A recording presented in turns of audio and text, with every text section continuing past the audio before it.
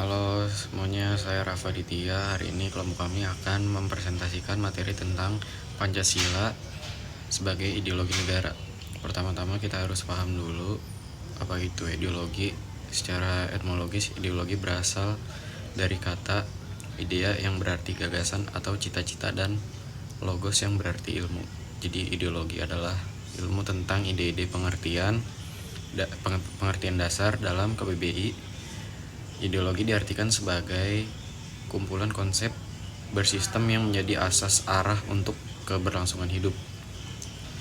Beberapa tokoh juga memberikan definisi seperti Sastra Patreja yang menyebutnya sebagai gagasan yang berorientasi pada tindakan, hingga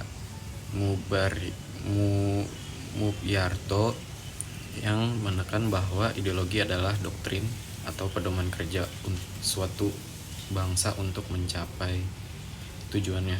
Intinya, ideologi adalah kompas bagi suatu negara. Selanjutnya konsep dan sumber historis.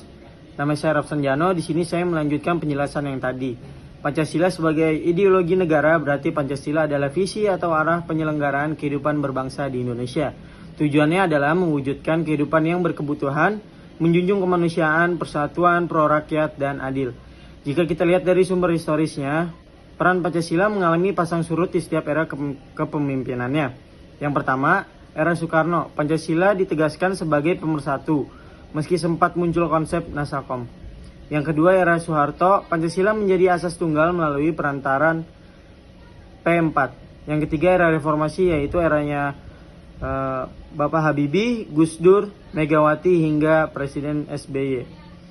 Pada masa-masa ini, perhatian terhadap ideologi cenderung melemah karena fokus pada kebebasan berpendapat dan masalah politik praktis. Namun, Pancasila tetap menjadi pondasi yang menjaga kita tetap satu. Pancasila bukan hanya teori, tapi berakar dari masyarakat. Secara psikologis, nilai-nilai Pancasila bisa kita temukan di kehidupan sehari-hari. Contohnya sila ke-1 pada kehidupan beragama kita, sila kedua pada sikap saling menghargai, hingga sila kelima pada sikap suka menolong dan hidup sederhana. Sedangkan secara politis, Pancasila adalah aturan main dalam bernegara. Unsur politisnya meliputi semangat toleransi antar umat beragama, yaitu sila pertama, penghargaan terhadap HAM, yaitu sila kedua, mendahulukan kepentingan bangsa di atas golongan, yaitu sila ketiga, pengambilan keputusan melalui musyawarah, yaitu sila keempat, dan tidak menyalahgunakan kekuasaan, yaitu sila kelima. Materi selanjutnya yaitu dimensi dan implementasi Pancasila. Di sini dimensi implementasi terbagi menjadi 3 dimensi. Yang pertama itu dimensi realitas. Artinya nilai-nilai Pancasila harus bersumber dari nilai nyata di masyarakat. Yang kedua itu dimensi idealitas. Pancasila yang mengandung cita-cita yang memberi harapan dan motivasi. Yang ketiga itu dimensi fleksibilitas. Pancasila mampu merangsang pemikiran baru tanpa kehilangan jati dirinya. Untuk implementasinya, Pancasila diwujudkan sebagai cita-cita negara, visi Indonesia masa depan, dan sebagai nilai integratif bangsa, yang artinya itu Pancasila adalah sarana atau prosedur untuk menyatukan perbedaan dan menyelesaikan konflik di tengah masyarakat kita yang majemuk. Thank you. Nilai-nilai makna dan penutup. Terakhir dengan saya dari kelompok 2, kita perlu tahu bahwa nilai-nilai Pancasila memiliki 2 sifat.